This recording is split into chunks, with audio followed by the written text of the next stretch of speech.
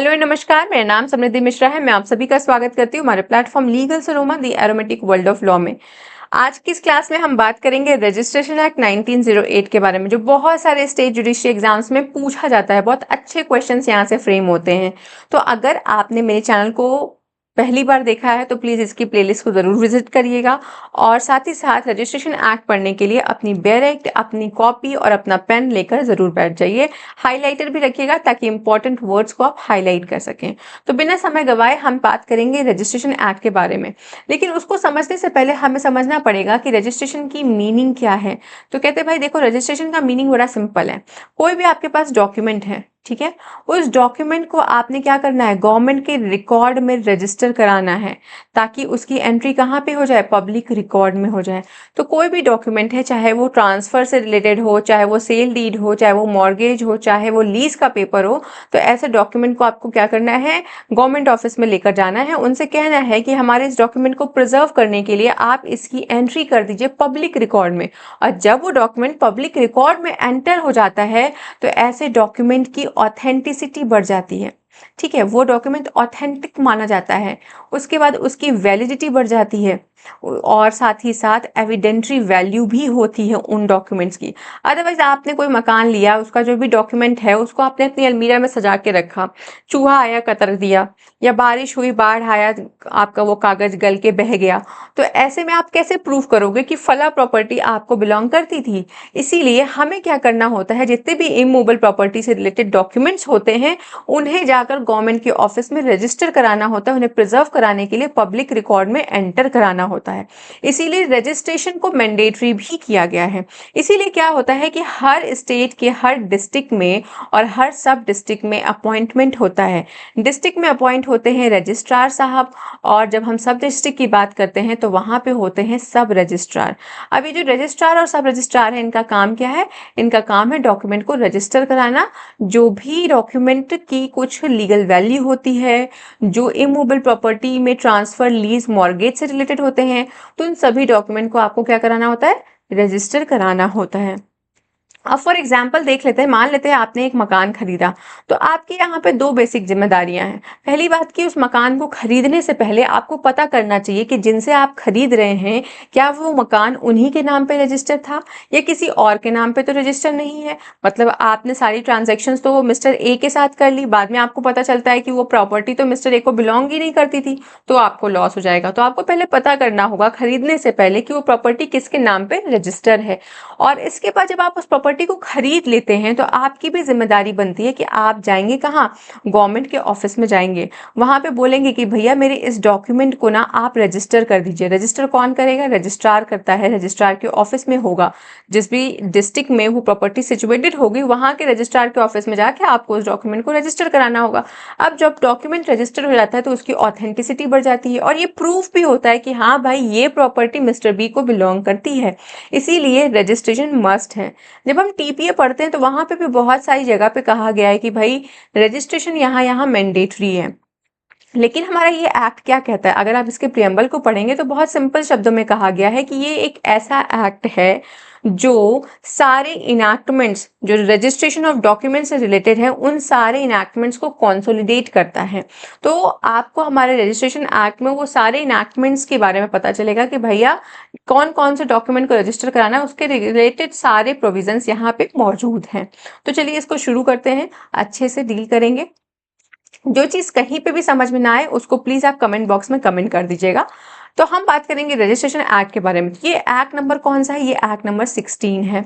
ठीक है, इसको प्रेसिडेंट साहब की एसेंट कब मिली थी, तो इसको 18 दिसंबर 1908 में एसेंट मिली थी। ये इन्फोर्समेंट में कब आया, 1 जनवरी 1909 को आया। इसको हम बोले तो 1866 का सबसे पहला रजिस्ट्रेशन एक्ट था, जिसको रिप्लेस करता है 1877 का एक्ट। और 1877 के एक्ट में बहुत बारी अमेंडमेंट हुआ और उसको रिप्लेस करता है हमारा 1908 का 16 नंबर वाला एक्ट, जिसे हम रजिस्ट्रेशन एक्ट 1908 कहते हैं। आई होप यहाँ तक क्लियर है। आगे बढ़ते हैं, कुछ और लीगल प्रोविजंस देखेंगे। तो हमारे इस एक्ट में कुल टोटल 93 सेक्शंस हैं, 15 पार्ट्स हैं और 1 शेड्यूल है। ठीक है, ये एक्ट होल ऑफ इंडिया पे एक्सटेंड करता है। हमने प्रियम्बल डिस्कस कर लिया कि ये एक एक्ट है जो कंसोलिडेट करता है सारे इनैक्टमेंट्स को जो रजिस्ट्रेशन ऑफ डॉक्यूमेंट से रिलेटेड हैं, इसीलिए इसे कंसोलिडेटिंग एक्ट कहा जाता है, इसे अमेंडिंग एक्ट नहीं कहते हैं। अब हम थोड़ा सा इसके ऑब्जेक्टिव के बारे में बात करेंगे। तो सबसे पहला ऑब्जेक्टिव कहता है कि देखो भाई, हमें क्या जरूरत थी रजिस्ट्रेशन एक्ट की, तो कह रहे हैं कि देखिए हमारे पास कोई स्टैंडर्डाइज सिस्टम नहीं था, किससे रिलेटेड, रजिस्ट्रेशन ऑफ डॉक्यूमेंट से रिलेटेड। तो हमारा ये एक्ट क्या क्रिएट करता है, एक स्टैंडर्डाइज सिस्टम को क्रिएट करता है ऑफ रजिस्ट्रेशन ऑफ डॉक्यूमेंट्स। कौन से डॉक्यूमेंट्स, जो ट्रांसफर से रिलेटेड हो, लीज से रिलेटेड हो, मॉर्गेज से रिलेटेड हो, किससे, इमूवेबल प्रॉपर्टी के। तो कहते हैं कि ऑब्जेक्टिव जो प्राइमरी है वो यही है, creating standardise system of registration for documents related to transfer, lease, mortgage of immovable property. दूसरे में बोलते हैं कि भाई जब आप डॉक्यूमेंट को रजिस्टर करा लोगे ना तो उसकी जेन्युइननेस बढ़ जाएगी, वही ऑथेंटिसिटी वाली बात। थर्ड में बोला जाता है कि अगर आप डॉक्यूमेंट को पब्लिक रिकॉर्ड के लिए अवेलेबल करा दोगे रजिस्ट्रेशन के माध्यम से, तो लोगों को पता भी चलेगा कि हाँ इस पर्टिकुलर प्रॉपर्टी पे किसके राइट्स हैं, किसके ऑब्लिगेशंस हैं, किसके डॉक्यूमेंट्स इन प्रॉपर्टी से रिलेटेड है, इन सारी चीजों के बारे में लोग आराम से एक्सेस कर पाएंगे।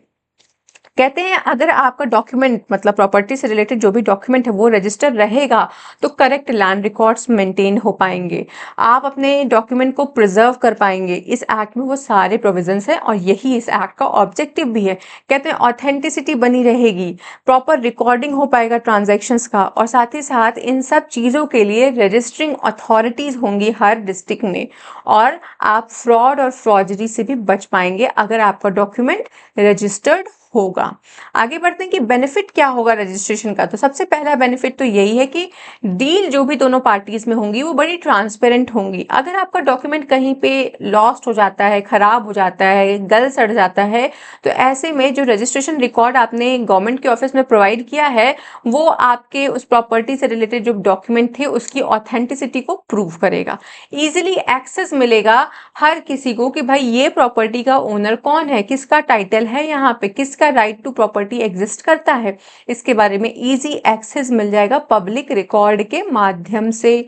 फिर बोलते हैं अगर डॉक्यूमेंट रजिस्टर्ड होगा तो फ्रॉडरी, फ्रॉड, ये सब कुछ आप आराम से प्रिवेंट कर पाएंगे, कोई भी फ्रॉडरी या फ्रॉड कमिट नहीं हो पाएगा।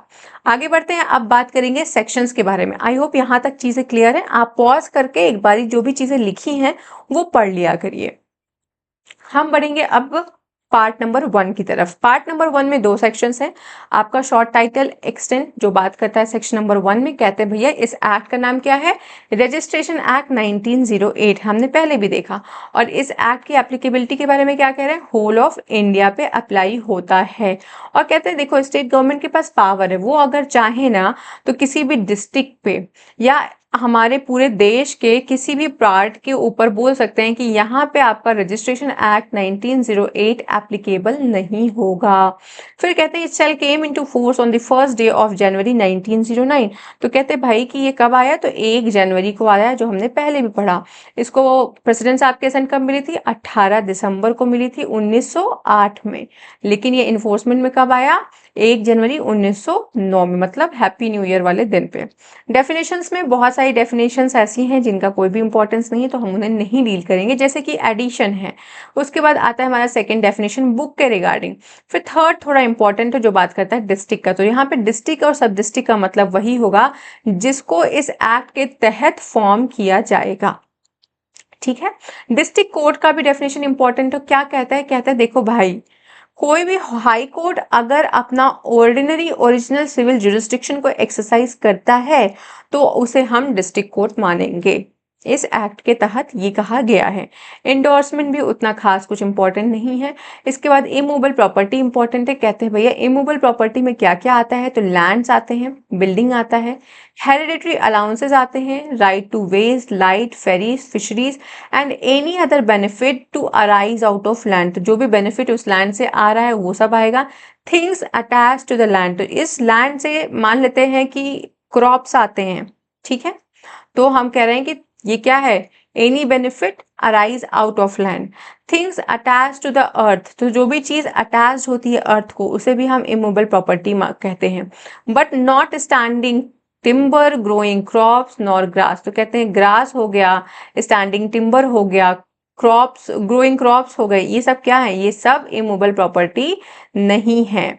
अब इंडिया के डिफिनेशन 6A में दिया गया है, 7 में लीज है, तो लीज का मतलब यहाँ पे बता रहे हैं काउंटर पार्ट, काबूलियत या अंडरटेकिंग आप ले रहे हो कि आप इस लैंड पे कल्टीवेशन करोगे जिसे आप ऑक्युपाई करते हैं, and an agreement to lease, और उसके लिए आपने एक एग्रीमेंट भी किया है, इसे हम कहते हैं लीज, जो 7 में दिया है। तो पहले में एडिशन है, दूसरे में बुक है, आपका थर्ड डेफिनेशन दिया गया था डिस्ट्रिक्ट के बारे में, फोर्थ में आते हैं डिस्ट्रिक्ट कोर्ट के बारे में कि हाई कोर्ट को हम बोलते हैं, फिर फिफ्थ में आता है इंडोर्समेंट, 6 में आता है इमूवेबल प्रॉपर्टी, 6A में आता है इंडिया, 7 में आता है लीज, 8 में आता है माइनर, तो वो व्यक्ति जो पर्सनल लॉ के हिसाब से माइनर है उसे हम बोलते हैं माइनर। 9 में आता है मूवेबल प्रॉपर्टी, जिसमें क्या कह रहे हैं, standing timber, growing crops and grass, fruit upon and juices in trees and property of every other description except immovable property, तो मतलब जो चीज इमूवेबल प्रॉपर्टी नहीं है वो सब मूवेबल प्रॉपर्टी में आता है, जो कहाँ दिया गया, 2(9) में दिया है। 2(10) में रिप्रेजेंटेटिव की बात करते हैं, तो कहते हैं वही माइनर के जो गार्जियन है उन्हें हम रिप्रेजेंटेटिव मान रहे हैं इस केस में। तो पहले में एडिशन दिया है, दूसरे में बुक दिया है, तीसरे में डिस्ट्रिक्ट दिया है, डिस्ट्रिक्ट एंड सब डिस्ट्रिक्ट के बारे में, उसके बाद चौथे में बताया गया है कि हाई कोर्ट कब डिस्ट्रिक्ट कोर्ट माना जाएगा, फिर पांचवें में इंडोर्समेंट के बारे में बताते हैं, सिक्स्थ में इमूवेबल प्रॉपर्टी के बारे में पढ़ते हैं हम, 6A में इंडिया के बारे में पढ़ते हैं, 7 में लीज के बारे में पढ़ते हैं, 8 में माइनर के बारे में पढ़ते हैं, 9 में मूवेबल प्रॉपर्टी के बारे में पढ़ते हैं, और 10 में रिप्रेजेंटेटिव के बारे में पढ़ते हैं। इतना ही पूछा जाएगा, यही इंपॉर्टेंट है।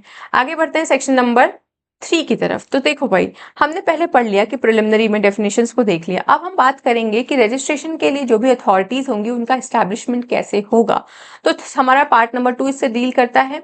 यहाँ पे सेक्शन नंबर 3 में क्या कहा जाता है कि देखो भाई, स्टेट में ना एक सबसे बड़ा अथॉरिटी होगा, एक सबसे बड़ा ऑफिसर होगा, तो उसको अपॉइंटमेंट स्टेट गवर्नमेंट ही करेगा, तो उसको कहते हैं हम इंस्पेक्टर जनरल ऑफ रजिस्ट्रेशन। तो कहते हैं स्टेट गवर्नमेंट क्या करेगा, एक ऑफिसर को अपॉइंट करेगा, उसका नाम क्या होगा, inspector general of registration for the territory subject to the government, मतलब जो भी स्टेट गवर्नमेंट है, जिस भी स्टेट का वो गवर्नमेंट है, वो उस स्टेट के लिए एक सबसे बड़ा अधिकारी की नियुक्ति करता है, जिसे हम इंस्पेक्टर जनरल ऑफ रजिस्ट्रेशन कहते हैं। प्रोवाइजो में भी बहुत क्लियर बात किया गया है कि मान लेते हैं कि आप किसी का अपॉइंटमेंट नहीं करना चाहते हैं, तो आप क्या कर सकते हैं, किसी भी ऑफिसर के ऊपर, ठीक है, ये मिस्टर ऑफिसर हैं, इनको आप क्या करेंगे, जितने भी पावर्स होते हैं आईजीआर के, मतलब इंस्पेक्टर जनरल ऑफ रजिस्ट्रेशन के, वो सारे पावर्स, ऑल और एनी, मतलब सारे या कोई भी पावर, 1-2 पावर, और ड्यूटीज आप क्या कर सकते हैं, कन्फर कर सकते हैं, इम्पोज कर सकते हैं, किसके ऊपर, किसी भी ऑफिसर के ऊपर, upon the inspector general sir exercise. तो कहते हैं देखो, instead of making such appointment, आप अपॉइंटमेंट अगर नहीं करना चाह रहे हो तो आप क्या कर सकते हो, डायरेक्ट कर सकते हो सारा या कोई एक पावर या ड्यूटी जो भी इंस्पेक्टर जनरल की होती है उसको परफॉर्म करेगा वो ऑफिसर जिसपे आप उन पावर्स को कन्फर करते हैं।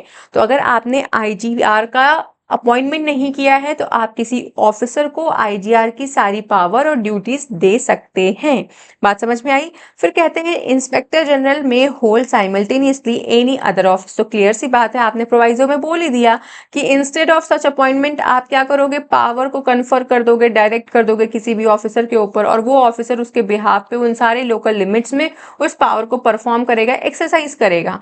तो वही बोल रहे हैं कि भाई किसी भी इंस्पेक्टर जनरल को, जिसके बारे में हम बात कर रहे हैं, जिसके अपॉइंटमेंट की चर्चा कर रहे हैं, वो साइमल्टेनियसली कोई और भी ऑफिस होल्ड कर सकता है अंडर दी गवर्नमेंट। तो गवर्नमेंट अपने ही ऑफिसर्स में से किसी ऑफिसर को चूज करके उसको पावर्स दे देती है।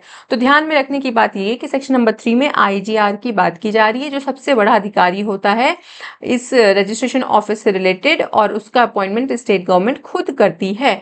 फिर सेक्शन नंबर 4 को ना रिपील कर दिया गया था 1937 में, इसमें था branch inspector general of Sindh, तो इसको हटा दिया गया था सेक्शन नंबर 4 को। सेक्शन नंबर 5 में बात करते हैं डिस्ट्रिक्ट सब डिस्ट्रिक्ट के बारे में। तो कहते हैं देखो भाई, इस एक्ट के हिसाब से स्टेट गवर्नमेंट क्या करता है, डिस्ट्रिक्ट बना सकता है, सब डिस्ट्रिक्ट बना सकता है, तो वो प्रिस्क्राइब करेगा कि हाँ भाई ये फला फला एरिया डिस्ट्रिक्ट है और इसके अंदर आते हैं ये सारे सब डिस्ट्रिक्ट्स। तो इसके लिमिट्स को अल्टर कर सकता है, प्रिस्क्राइब कर सकता है कि भाई डिस्ट्रिक्ट कितनी बड़ी है, कितना एरिया होल्ड करेगी।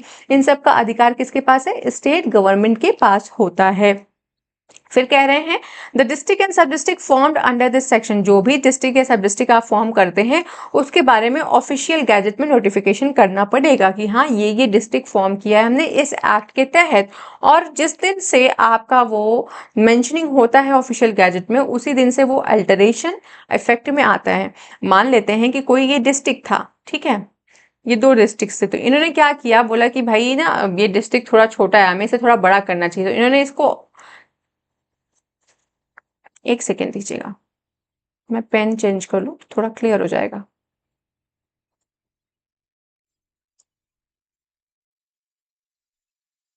तो इन्होंने क्या कहा कि भाई ये जो डिस्ट्रिक्ट था ना इसको हम थोड़ा बड़ा कर लेते हैं, इसका एरिया हमने इस तरीके से बना दिया कि अब ये डिस्ट्रिक्ट नंबर ए है और ये डिस्ट्रिक्ट नंबर बी है। तो कहते हैं जो भी आपने अल्टरेशन किया है ना इसके बारे में आपको ऑफिशियल गैजेट में नोटिफाई करना पड़ेगा, और जिस दिन से नोटिफिकेशन आएगा उसी दिन से वो अल्टरेशन इफेक्ट में आता है। फिर इसके बाद सेक्शन नंबर 6 कहता है रजिस्ट्रार्स एंड सब रजिस्ट्रार्स के बारे में। इसका डेफिनेशन हमने किस सेक्शन में पढ़ा था, याद है आपको? अभी हम सेक्शन नंबर 2 में डेफिनेशंस पढ़ के आ रहे हैं, तो रजिस्ट्रार एंड सब रजिस्ट्रार हमने कहाँ पढ़ा? हमने पढ़ा ही नहीं है, इसका डेफिनेशन नहीं दिया था, हमने डिस्ट्रिक्ट और सब डिस्ट्रिक्ट को पढ़ा था। चलिए आगे बढ़ते हैं। तो हम बात करेंगे रजिस्ट्रार एंड सब रजिस्ट्रार के बारे में। तो कहते हैं देखो भाई स्टेट गवर्नमेंट ही इनका अपॉइंटमेंट करती है, whether public officers or not. तो कहते हैं स्टेट गवर्नमेंट में appoint such persons whether public officers or not, चाहे वो पब्लिक ऑफिसर हैं या नहीं है।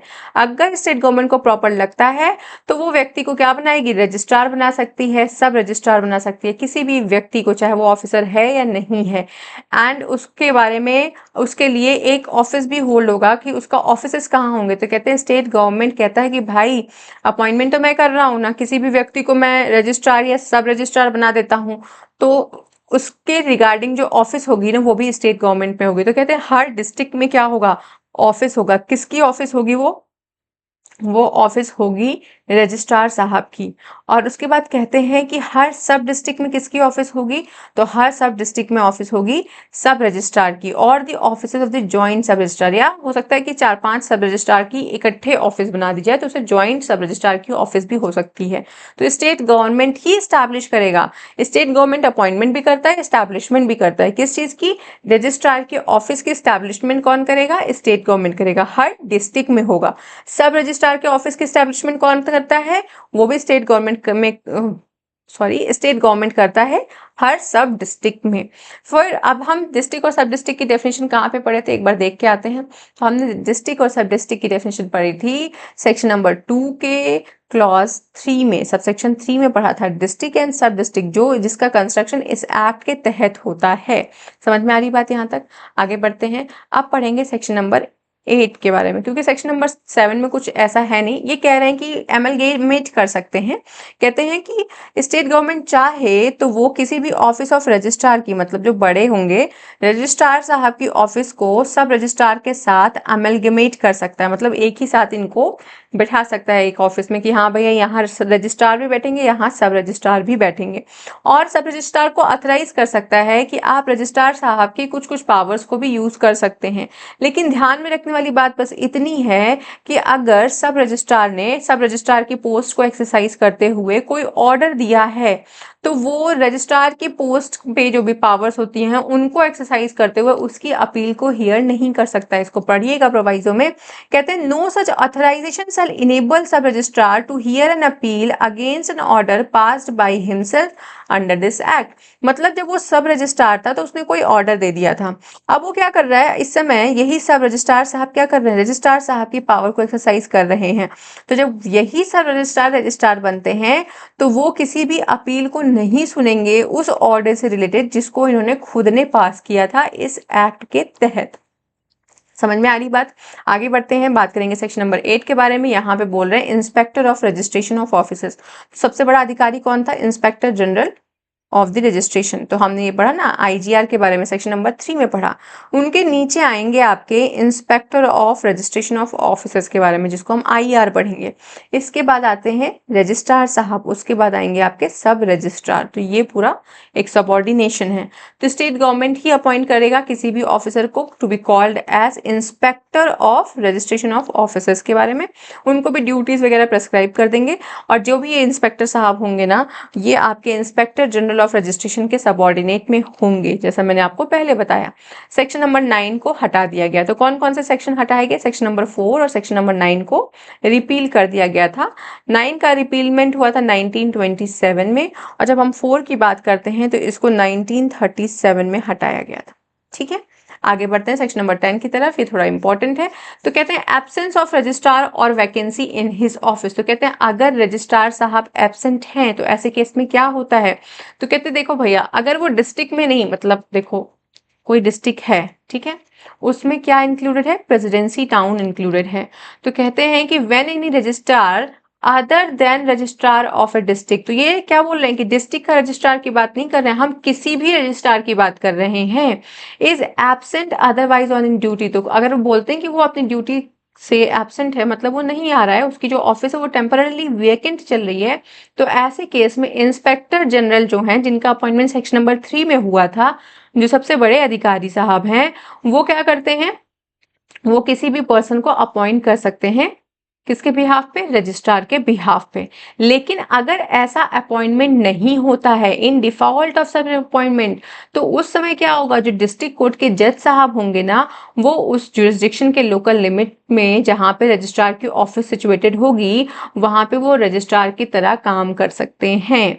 तो वो उस ऑफिस को होल्ड करेंगे जब तक स्टेट गवर्नमेंट उस वैकेंट सीट को फिल नहीं कर देती है। समझ में आई बात? कहते देखो भाई, रजिस्ट्रार के बारे में दो बात कर रहे हैं, एक वो रजिस्ट्रार जो डिस्ट्रिक्ट में होता है, और एक उस रजिस्ट्रार की बात कर रहे हैं जो other than registrar of A district है। तो कहते हैं जो ये other than registrar of the district है ना, इसके यहाँ पे मतलब रजिस्ट्रार अगर एब्सेंट है, उसकी सीट वैकेंट है, तो ऐसे केस में आईजीआर क्या करते हैं? किसी भी व्यक्ति को अपॉइंट कर सकते हैं as the registrar for that office. और अगर वो अपॉइंटमेंट नहीं करते हैं तो ऐसे केस में जो डिस्ट्रिक्ट कोर्ट के जज साहब होंगे वो उस लोकल लिमिट में रजिस्ट्रार की ऑफिस को होल्ड करेंगे, और जब तक करेंगे जब तक गवर्नमेंट, हमारा जो स्टेट गवर्नमेंट है, वो उस वैकेंसी को फिल ना कर दे।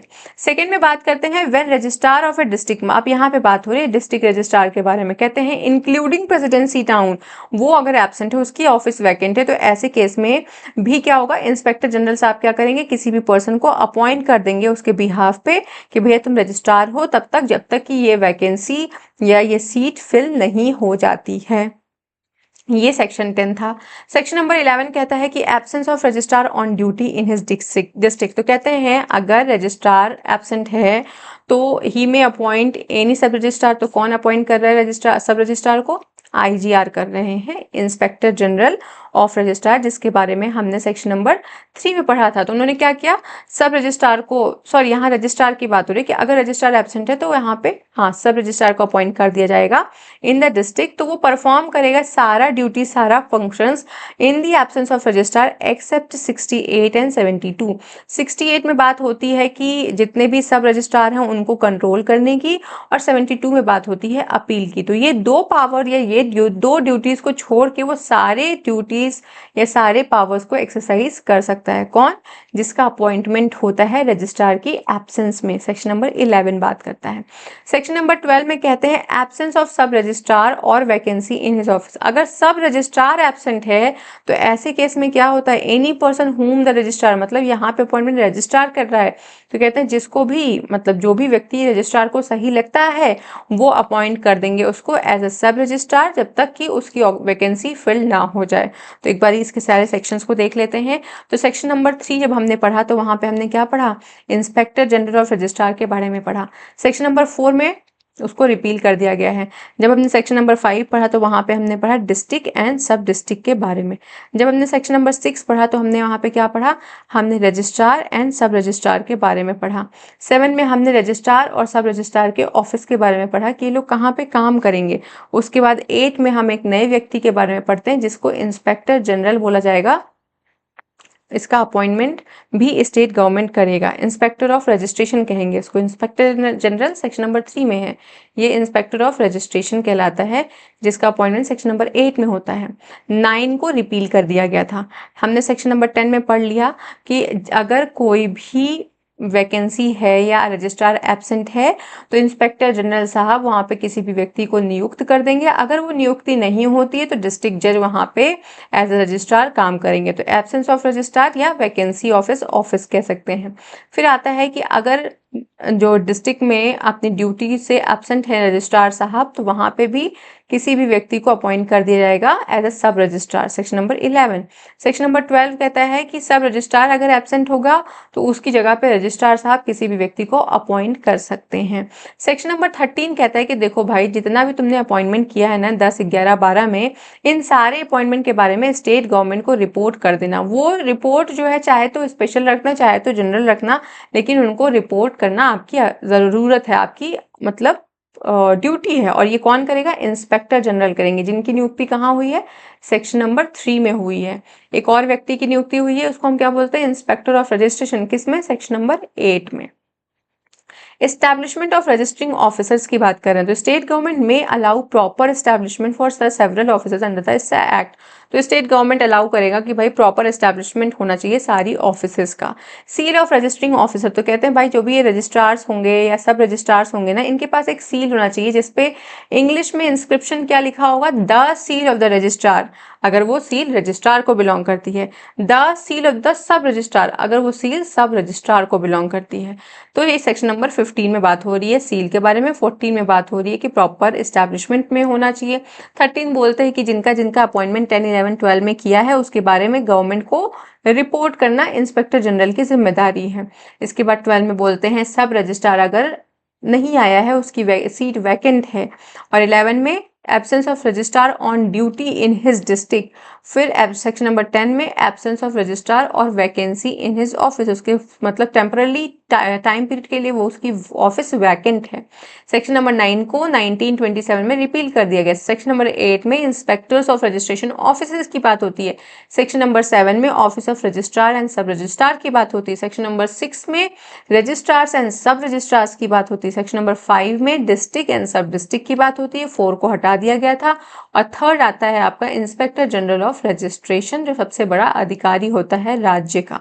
16 में बात करते हैं register book and fire proof boxes के बारे में। तो कहते हैं देखो भाई, स्टेट गवर्नमेंट की जिम्मेदारी है कि जितने भी रजिस्टरिंग ऑफिसर्स हैं ना, उनको वो सारे बुक्स दिलाओ आप जो रजिस्ट्रेशन से रिलेटेड हैं, जो नेसेसरी हैं इस एक्ट के तहत। बोलते हैं जो भी वो बुक होगी ना, उसमें समय टू समय वो सारे फॉर्म्स होंगे जो इंस्पेक्टर जनरल प्रिस्क्राइब करता है। साथ ही उन सारी बुक्स के जितने भी पेजेस होंगे ना, उन सभी पेजेस पे नंबरिंग होना चाहिए। और थर्ड में कहते हैं कि state government shell supply the office of every registrar with a fire proof box. उनके पास एक फायर प्रूफ बॉक्स भी होना चाहिए, क्योंकि कागज है ना, ये तो जल भी सकता है। तो जितने भी डॉक्यूमेंट्स होंगे, जितने भी उनके पास रजिस्टर्स होंगे, वो उसे फायर प्रूफ बॉक्स में रखेंगे। और ये हर डिस्ट्रिक्ट में होना चाहिए for the safe custody of the records connected with the registration of the documents.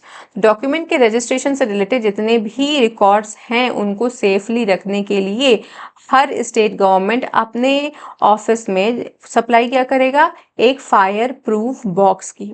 16A आता है जो डिजिटल के बारे में बात करता है कि भाई अभी तक तो हमने कागज पत्तर की बात कर ली, अब कह रहे हैं कि कंप्यूटर में जो फ्लॉपीज होती हैं, डिस्केट्स होते हैं, जो भी इलेक्ट्रॉनिक फॉर्म में आपके पास जितने भी डॉक्यूमेंट्स रजिस्टर होते हैं, उन सारे डॉक्यूमेंट्स को भी हमारा जो स्टेट गवर्नमेंट है वो बोलते हैं कि भाई इसको भी प्रॉपर तरीके से रखेंगे with the sanction of the state government.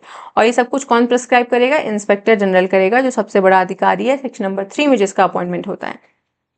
फिर बोलते हैं कि देखो, notwithstanding anything contained in this act or in any other law for the time being in force, a copy or extract from the books kept under subsection 1 given by registering officer under his hand and seal shall be deemed to be a copy given under section 57 of the purpose।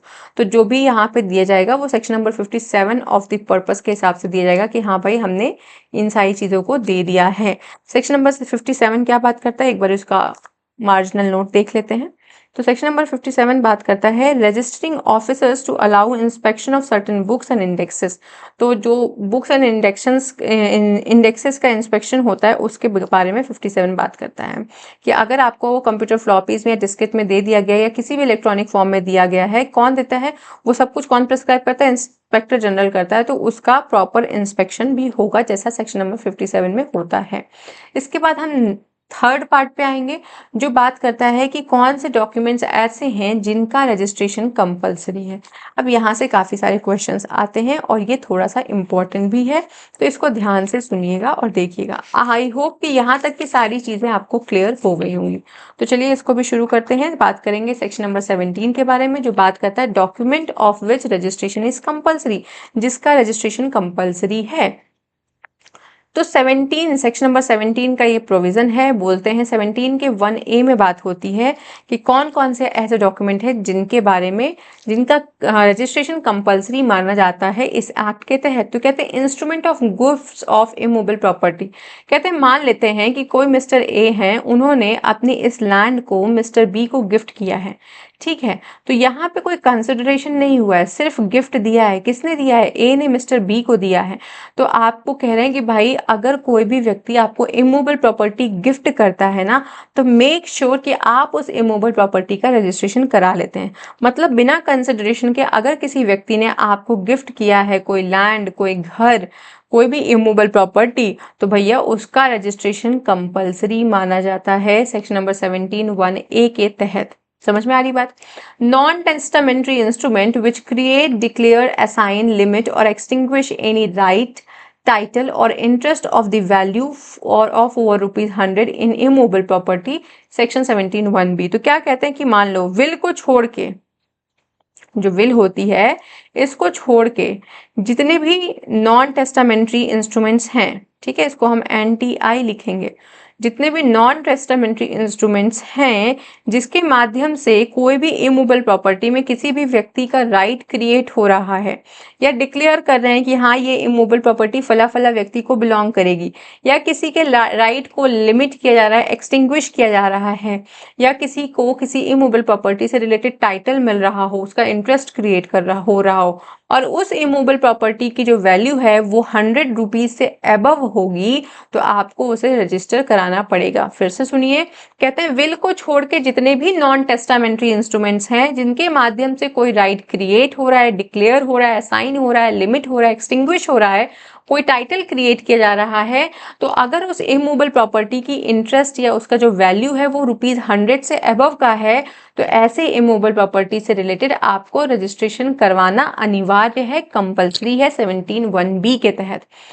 सी में बात करते हैं non testamentary instrument के acknowledgement से related. तो कहते हैं non testamentary instrument which acknowledge receipt or payment of any consideration on account of creation, declaration or assignment, limitation, extinction of the right। तो कहते हैं भाई देखो, कोई भी डॉक्यूमेंट को बनाया जा रहा था, तो कहा जा रहा था कि भाई आपके पास कोई रिसिप्ट है, मान लेते ये 1 लाख की रिसिप्ट है मेरे पास, कि भाई जब तुम ना 18 साल के हो ना, तो ये 1 लाख का रिसिप्ट हमको देना, मिस्टर ए को देना, आपको इसके बदले में क्या मिलेगा? आपको इसके बदले में कोई प्रॉपर्टी मिल जाएगी।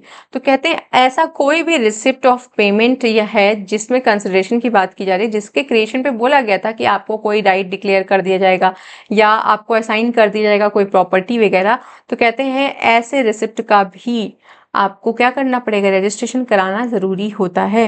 तो कहते हैं डॉक्यूमेंट बनाया गया कि पैसे की लेन देन के बदले में बात कर रहा है कि भाई आपने मेरे को इतना दिया तो मैं इसके बदले में आपको ये चीज दूंगा, तो ऐसे डॉक्यूमेंट का भी रजिस्ट्रेशन कंपलसरी है।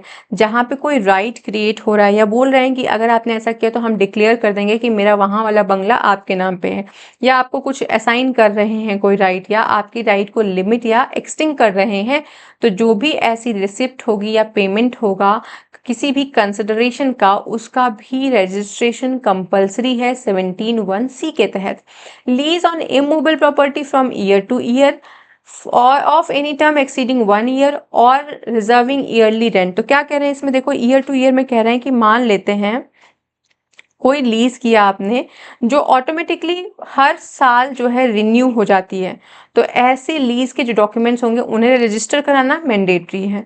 For any term exceeding 1 month 1 year, तो कहते हैं मान लो आपने जो लीज किया वो 18 महीने के लिए किया, तो एक्सीडिंग 1 ईयर हो गया ना, तो ऐसे केस में भी उस लीज से रिलेटेड जो भी डॉक्यूमेंट होंगे उनको रजिस्ट्रेशन करा लेना। और रिजर्विंग ईयरली रेंट, मतलब कोई लीज आपने ऐसा बनाया जहाँ पे आपको हर साल रेंट मिलेगा, तो ऐसे लीज का भी आपको रजिस्ट्रेशन कराना है। मतलब ईयर टू ईयर अगर उसका ऑटोमेटिक रिन्यूअल होता है तब भी रजिस्टर कराओगे। कोई भी लीज का आपने किया है जो 1 साल से ऊपर है जिसका टर्म, तो वहां पे भी आपको रजिस्ट्रेशन कराना है। कोई भी ऐसा लीज आपने किया जहां पे आप रिटर्न रेंट को रिसीव कर रहे हैं ईयरली, ईयर के बेसिस पे हर साल का आपको रेंट मिल रहा है, तो वहां पे भी रजिस्ट्रेशन कंपलसरी माना जाता है। आगे बढ़ते हैं और बात करेंगे ई क्लॉज की। तो यहाँ पे फिर से बोलते हैं NTI transferring assigning any decree और ऑर्डर ऑफ अ कोर्ट। तो कहते हैं मान लेते हैं कोई कोर्ट था, ठीक है, इस कोर्ट ने कोई डिक्री दिया, ऑर्डर दिया या कोई भी अवार्ड दिया। क्या दिया? डिक्री, ऑर्डर और अवार्ड। तो यहाँ लिखा है ना एनी डिक्री, ऑर्डर और ऑफ ए कोर्ट और एनी अवार्ड विच क्रिएट, मतलब इस डिक्री, ऑर्डर और अवार्ड के माध्यम से क्या क्रिएट हो रहा है? Create, declare, assign, limit, extinguish any right, title and interest. तो right, title or interest create, declare होता है किसी इमूवेबल प्रॉपर्टी में, किसी भी इमूवेबल प्रॉपर्टी में क्रिएट हो रहा है। और उस इमूवेबल प्रॉपर्टी की कॉस्ट कितनी है, उसकी वैल्यू कितनी है? 100 रुपीज है या 100 से ज्यादा है, तो ऐसे में आपको रजिस्ट्रेशन कराना होगा। तो कहते देखो भाई, कोर्ट ने क्या किया, कोई डिक्री दिया, कोई ऑर्डर दिया या कोई भी अवार्ड आया, और जिसके माध्यम से किसी इमूवेबल प्रॉपर्टी में आपका कोई राइट क्रिएट होता है और उस इमूवेबल प्रॉपर्टी की वैल्यू 100 रुपए से अधिक है, तो आपका काम क्या है? तुरंत तत्काल प्रभाव से उस डिक्री, ऑर्डर के माध्यम से जो भी आपको राइट क्रिएट हो रहा है वो रिलेटेड डॉक्यूमेंट का आप रजिस्ट्रेशन कराएंगे, एंड दैट इज कंपल्सरी। फिर इसमें बात करते हैं 1A के बारे में। तो यहाँ पे कहा जा रहा है कि भाई देखो, 1A में बहुत सीधी बात की गई है। Part performance of a contract if the possession is transferred to transferee, if document is executed, if the document is not registered, transferee gets no right under section 53A of the TPA, जो बात करता है part performance के बारे में। तो कहते हैं, मान लेते हैं, where is my pen? यहाँ पे 1A के बारे में बात हो रही है। तो यहाँ पे कहते हैं, मान लेते हैं बायर ने क्या किया, बायर को पोजीशन मिल गया किसी भी प्रॉपर्टी से रिलेटेड, ठीक है, बायर को पोजीशन मिल गया, लेकिन सेल डीड अभी फॉर्मल नहीं हुई है, मतलब उसको रजिस्टर नहीं कराया है। तो कहते हैं कि देखो, part performance of the contract की बात करें, अगर कोई पोजीशन ट्रांसफर कर दिया गया है, मतलब मिस्टर ए ने क्या किया, अपना मकान बी को ट्रांसफर कर दिया, उसकी पोजीशन भी बी को मिल गई है। किसको मिल गई है? ट्रांसफरी को, यानी कि बी को। इफ डॉक्यूमेंट इज एग्जीक्यूटेड, अगर डॉक्यूमेंट एग्जीक्यूट होता है तो कोई बात नहीं है। अगर उस डॉक्यूमेंट आप रजिस्टर नहीं कराते हो तो ट्रांसफरी जो है, मतलब mister B, gets no right under section 53A। यहीं पे बात कंपल्सन की कर देता है कि आपको ऐसे डॉक्यूमेंट को रजिस्टर कराना होगा। तो part performance of the contract में अगर पोजीशन ट्रांसफर हो गई है और उस डॉक्यूमेंट को आपने रजिस्टर नहीं कराया तो आपको कोई भी अधिकार नहीं मिलेगा। सेक्शन 53A यही कहता है। एक बार आप इसको पढ़ लीजिएगा। फिर आते हैं, हमारे पास एक और प्रोवाइजो दिया गया था। इसमें एक प्रोवाइजो दिया गया है जो यहाँ पे मेंशन नहीं है, बैरक में देख लीजिएगा।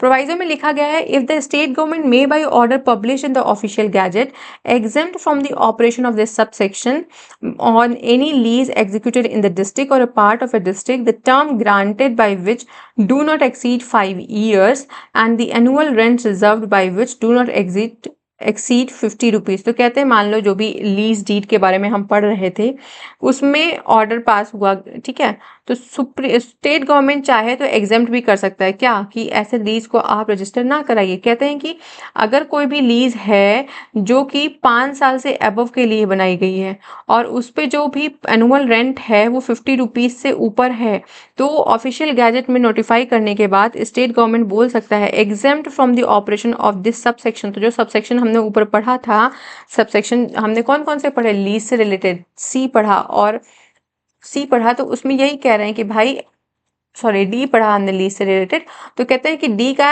एप्लीकेशन नहीं होगा अगर स्टेट गवर्नमेंट कुछ इस तरीके का एग्जेम्पशन प्रोवाइड कर देता है। तो इसके बाद आते हैं हम failing to do so will result in transfer being invalid. अगर आप रजिस्ट्रेशन नहीं कराते हैं तो ट्रांसफर आपका इनवैलिड माना जाएगा। यहाँ पे 17 का 3 भी दिया गया, 17 का सबसेक्शन 3 कहते हैं authority to adopt a child if such authority is not conferred by will. तो कहते हैं अगर आप किसी भी बच्चे को अडॉप्ट करते हैं और वो विल के माध्यम से नहीं करते हैं तो उसका भी रजिस्ट्रेशन कंपलसरी होगा। तो अभी हमने नॉन टेस्टामेंट्री इंस्ट्रूमेंट पढ़ा ना, इसमें इसका मतलब क्या होता है, कोई भी ऐसा डॉक्यूमेंट जो लिविंग पर्सन्स के बीच में ट्रांसफर होता है, जैसे लीज हो गया, मॉर्गेज हो गया, तो इसे हम क्या कहते हैं, इसे हम नॉन टेस्टामेंट्री डॉक्यूमेंट कहते हैं। और टेस्टामेंट्री इंस्ट्रूमेंट्स क्या होते हैं, तो कहते हैं कोई भी ट्रांसफर जो डेड पर्सन से लिविंग पर्सन को होता है उसे हम कहते हैं टेस्टामेंट्री इंस्ट्रूमेंट, जैसे कि विल हो गया।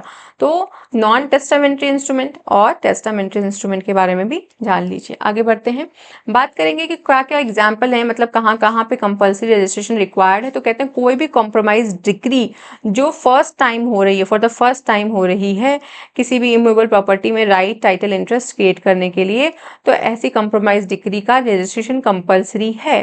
कोई भी अवार्ड जो कि आर्बिट्रेटर क्रिएट करता है जिसके माध्यम से आपकी राइट, टाइटल, इंटरेस्ट क्रिएट हो रहा है किसी इमूवेबल प्रॉपर्टी में, तो उसका भी रजिस्ट्रेशन मैंडेटरी है।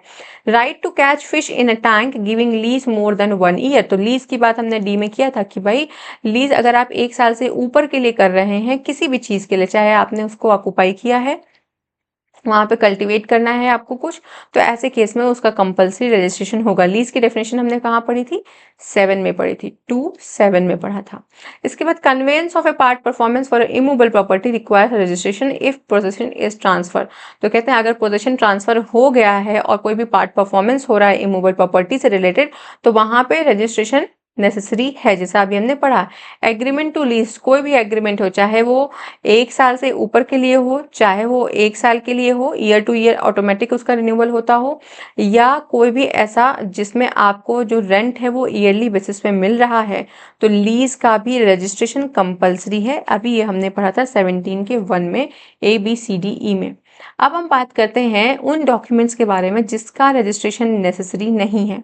तो उसमें सबसे पहले आ जाता है आपके पास कंप्रोमाइज डिक्री, जिसे हम कंपोजिशन डीड भी कहते हैं। तो इसमें क्या बताया जा रहा है, इसमें कहते हैं कि मान लेते हैं कोई 2 व्यक्ति हैं, ठीक है, क्रेडिटर और डेटर, इन दोनों के बीच में कोई कॉम्प्रोमाइज होता है ना, तो आपको उसे रजिस्टर करने की आवश्यकता नहीं है।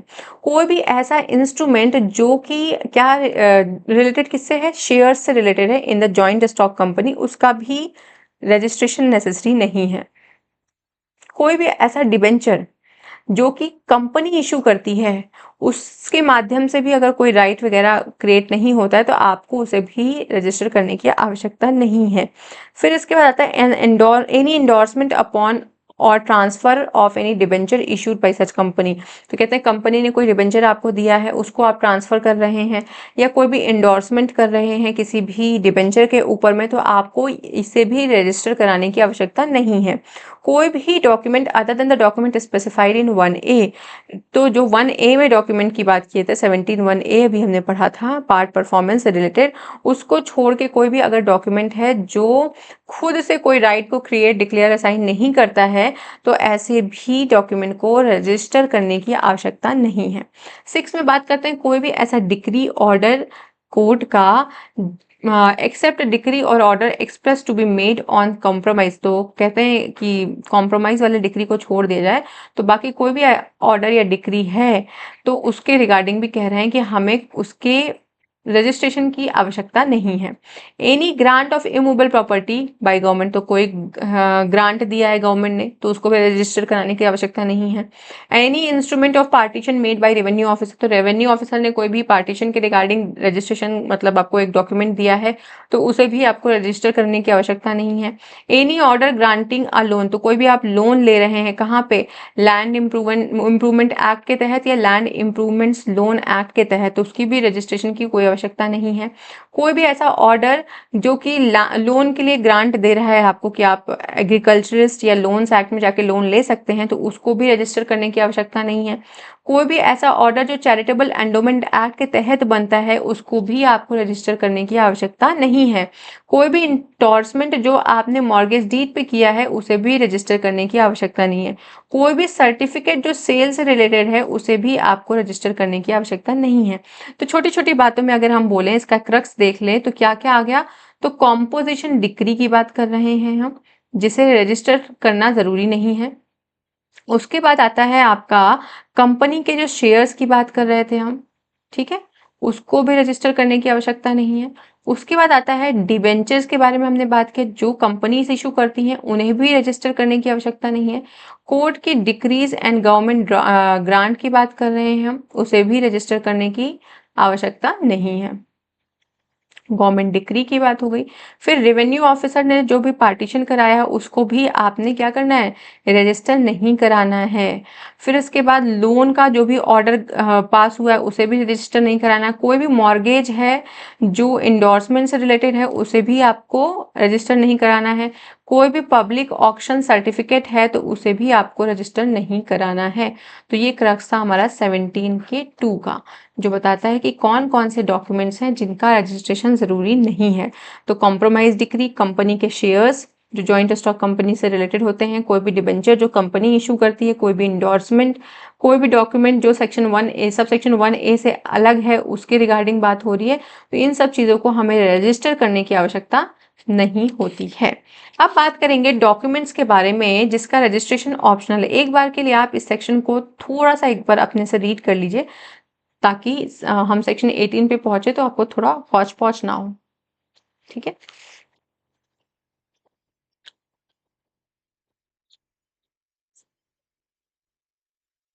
अब हम बात करेंगे सेक्शन नंबर 18 के बारे में, जो बात करता है कि कौन कौन से ऐसे डॉक्यूमेंट हैं जिनका रजिस्ट्रेशन ऑप्शनल है, मतलब कंपलसरी नहीं है।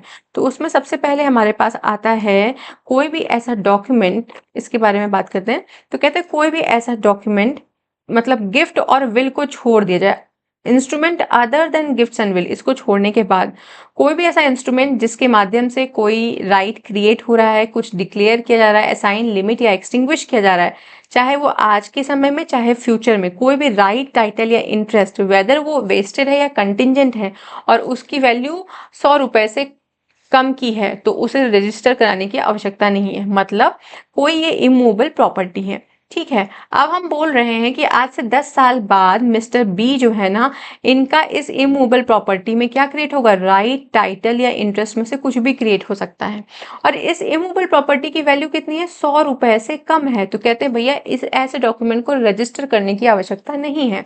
मतलब कोई भी ऐसी इमूवेबल प्रॉपर्टी जिसकी वैल्यू 100 से कम है और उसमें आपका प्रेजेंट टाइम में या फ्यूचर में कभी भी कोई राइट, टाइटल या इंटरेस्ट क्रिएट होता है तो आपको उसे रजिस्टर करने की आवश्यकता नहीं होती है। 2 में क्या बात करते हैं, instrument acknowledging the receipt or payment of any consideration on account of the creation, declaration, assignment, limitation or extinction of any such right or title or interest. तो कहते हैं कि कोई भी ऐसा डॉक्यूमेंट है जिसके माध्यम से आप रिसिप्ट शो कर रहे हो, चाहे वो पेमेंट से रिलेटेड हो, तो कहते हैं ऐसे भी डॉक्यूमेंट का आपको रजिस्ट्रेशन नहीं कराना है जहां पे पेमेंट आपको एडवांस में मिला हुआ है। तो instrument acknowledging the receipt or payment of any consideration on account of the creation, declaration, जो कि फ्यूचर में होने वाला है, मतलब आपको पहले से ही उसके रिगार्डिंग पेमेंट एडवांस में रिसीव हो चुका है, तो ऐसे भी इंस्ट्रूमेंट को आपको रजिस्टर कराने की आवश्यकता नहीं है। सी में बात करते हैं लीजेस of immovable property for a term not exceeding 1 year. मतलब मान लो आपने अपनी शॉप को दे दिया लीज पे और कितने महीने के लिए, 6 महीने के लिए दे दिया, तो आपको रजिस्टर करने की आवश्यकता नहीं है। जैसा कि पहले सेक्शन नंबर 17 में भी हमने पढ़ लिया कि साल भर से ऊपर का होगा तभी आप रजिस्टर कराओ, अदरवाइज आपको कराने की जरूरत नहीं है क्या, रजिस्टर। सी में क्या बोलते हैं, कहते हैं मान लेते हैं कोर्ट ने कोई ऑर्डर या डिक्री दे दिया है या कोई भी अवार्ड पास हुआ है, तो कहते हैं कि अगर कोर्ट कोई भी ऑर्डर, डिक्री देता है और वो उस प्रॉपर्टी से रिलेटेड पास होता है जिसकी वैल्यू 100 रुपए से कम है, तो आपको रजिस्टर कराना जरूरी नहीं है। कोई भी इंस्ट्रूमेंट विल को छोड़ के अगर वो किसी भी राइट को क्रिएट करता है या एक्सटिंग्विश करता है इमूवेबल प्रॉपर्टी में तो उसको भी आपको, इन मूवेबल प्रॉपर्टी में तो उसको भी आपको रजिस्टर कराने की आवश्यकता नहीं होती है। तो मतलब कोई भी ऐसा डॉक्यूमेंट जो मूवेबल प्रॉपर्टी से रिलेटेड है तो उसे आपको रजिस्टर कराने की आवश्यकता नहीं है। विल्स की बात करते हैं तो कहते हैं भाई विल्स का जो रजिस्ट्रेशन है ना ये ऑप्शनल है, आपके ऊपर कंपलसरी नहीं है। कोई भी ऐसा डॉक्यूमेंट जिसके बारे में सेक्शन नंबर 17 में बताया गया है कि हाँ हाँ इन इन डॉक्यूमेंट्स को रजिस्टर करा लेना है, उन डॉक्यूमेंट्स के अलावा कोई भी डॉक्यूमेंट होगा तो उसका रजिस्ट्रेशन कंपलसरी होता है। तो सबसे पहली बात क्या कह रहे हैं कि गिफ्ट और विल को छोड़ने के बाद कोई भी इंस्ट्रूमेंट है जिसके माध्यम से आपका इमूवेबल प्रॉपर्टी में राइट, टाइटल या इंटरेस्ट क्रिएट होता है और उस इमूवेबल प्रॉपर्टी की वैल्यू 100 रुपए से अधिक होती है तो उसको रजिस्टर करने की आवश्यकता नहीं है। कोई भी लीज 1 साल से कम समय के लिए है तो उसको भी रजिस्टर करने की आवश्यकता नहीं है।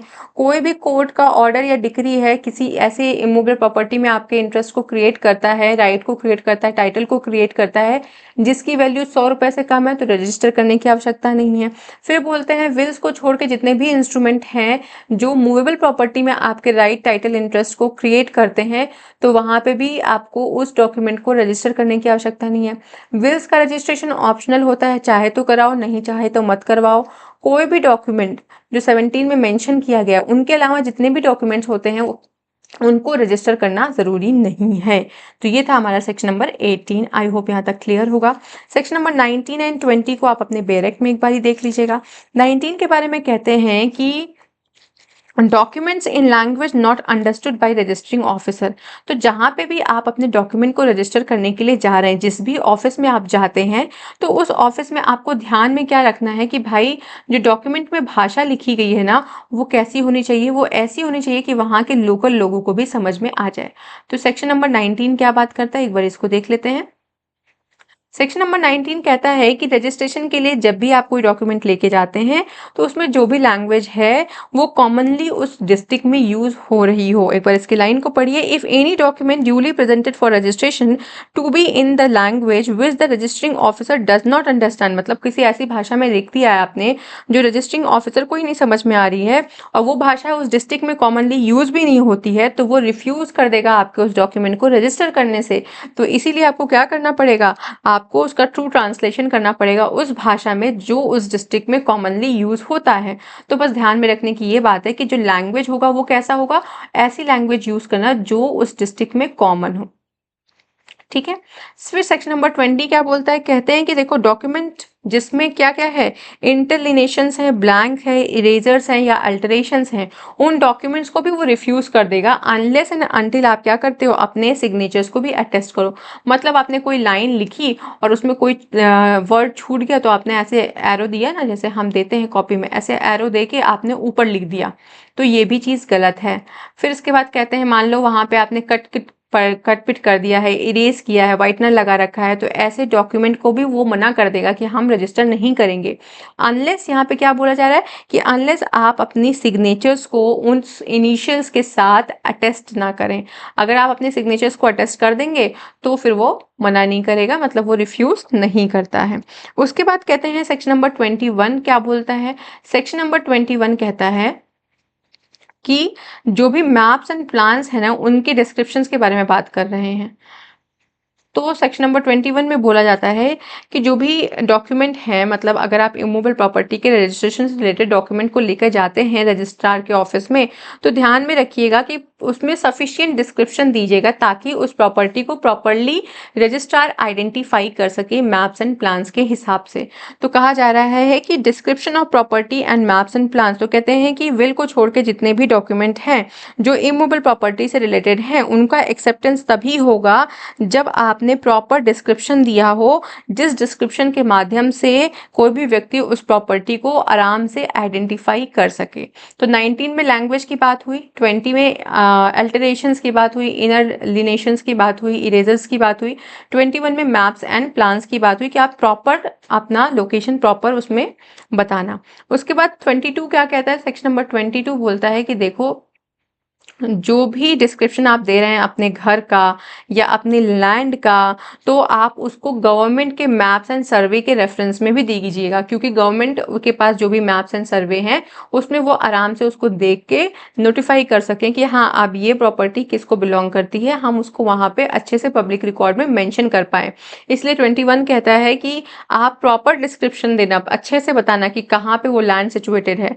फिर कहते हैं कि जो भी मैप आप यूज करना अपने हाउस या लैंड का डिस्क्रिप्शन देने के लिए, वो गवर्नमेंट का मैप या सर्वे होना चाहिए। तो ये सेक्शन नंबर क्या था? सेक्शन नंबर 22 था, आप रीड कर लीजिएगा। अब हम पढ़ेंगे नेक्स्ट पार्ट की तरफ, जो है पार्ट नंबर 4 हमारा, जो बात करता है टाइम के बारे में कि कब आपको प्रेजेंट करना होगा उस डॉक्यूमेंट को रजिस्ट्रेशन के लिए। तो सेक्शन नंबर 23 इसके लिए रिगार्डिंग पढ़ते हैं हम, जिसमें लिखा हुआ है time of for presenting the documents. तो कहते हैं देखो भाई, 24, 25, 26 में जो भी चीज़ें दी गई हैं, कहते हैं किसी भी डॉक्यूमेंट को रजिस्ट्रेशन के लिए तब तक एक्सेप्ट नहीं किया जाएगा अगर आपने उसको 4 महीने के बाद प्रेजेंट किया है। तो 4 महीने इसका समय होता है। पार्ट नंबर 4 में बात हो रही है, तो यहाँ पे टाइम भी 4 मंथ है। तो कहते हैं कि विल को छोड़ के जितने भी डॉक्यूमेंट्स हैं, ठीक है, no documents except will, will को छोड़ के जितने भी डॉक्यूमेंट्स हैं उनको तभी अलाउ किया जाएगा जब आप उनको 4 महीने के अंदर अंदर प्रेजेंट करेंगे from the date of its execution. तो कहते हैं 4 मंथ के अंदर ही आपको प्रेजेंट करना पड़ेगा उसको रजिस्ट्रेशन के लिए रजिस्ट्रार के ऑफिस में। प्रोवाइजो कहते हैं अगर कोई कॉपी ऑफ डिक्री है या ऑर्डर है तो आप उसको भी विद इन 4 मंथ प्रेजेंट कर देना, तभी उसका रजिस्ट्रेशन हम करेंगे, अदरवाइज नहीं किया जाएगा।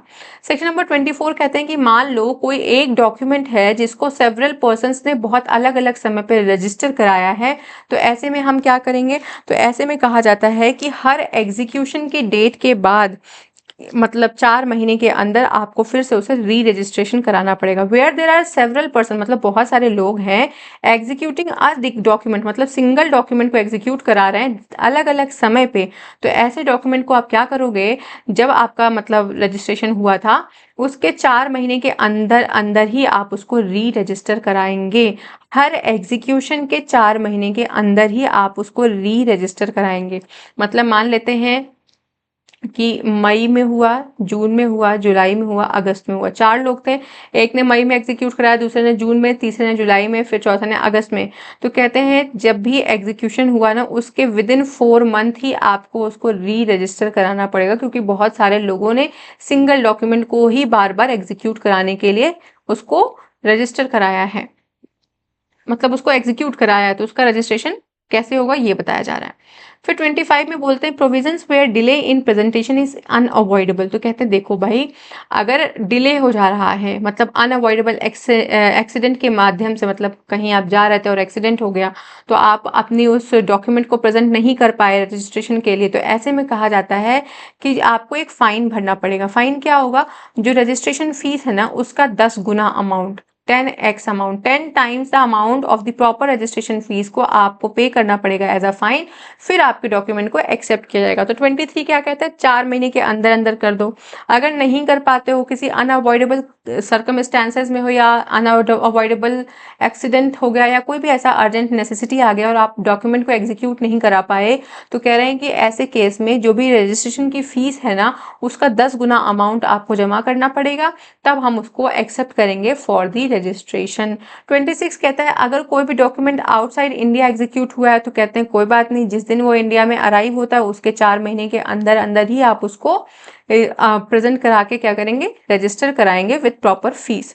सेक्शन नंबर 27 में विल की बात हो रही, तो विल में कहते हैं कि भाई विल को आप कभी भी प्रेजेंट कर सकते हो फॉर द रजिस्ट्रेशन और डिपोजिशन, जैसा भी आपको प्रोवाइडेड है। तो विल के लिए कोई भी टाइम पीरियड नहीं बताया गया है। ध्यान में रखना यह है कि 23 बोलता है कि 4 महीने का समय है, 24 बोलता है अगर कोई डॉक्यूमेंट है जिसको अलग अलग लोगों ने कई बार एग्जीक्यूट कराया है तो ऐसे डॉक्यूमेंट को लास्ट एग्जीक्यूशन जो भी हुआ होगा उसके 4 महीने के अंदर अंदर ही री रजिस्टर करा लेना। फिर 25 बोलता है अगर कोई अनअवॉइडेबल सर्कमस्टेंसेस में फंस जाने की वजह से आपने डॉक्यूमेंट को एग्जीक्यूट नहीं कराया है, तो आप क्या करेंगे? उसको रजिस्टर कराने के लिए जो भी रजिस्ट्रेशन अमाउंट होता है उसका 10 गुना फीस सबमिट करना पड़ेगा आपको। 26 बोलता है अगर इंडिया के बाहर कोई डॉक्यूमेंट एग्जीक्यूट हुआ तब क्या करें, तो कहते हैं कोई बात नहीं, जिस दिन इंडिया में आएगा उसके 4 महीने के अंदर अंदर आके उसे रजिस्टर करा लेना। फिर विल के लिए कहते हैं कि विल के लिए हमारे पास कोई भी टाइम पीरियड मेंशन नहीं है, जब आपका मन करे तब आप उसको प्रेजेंट करके रजिस्टर करा सकते हैं। आई होप यहाँ तक मैं क्लियर हूँ। Part number 4 completed.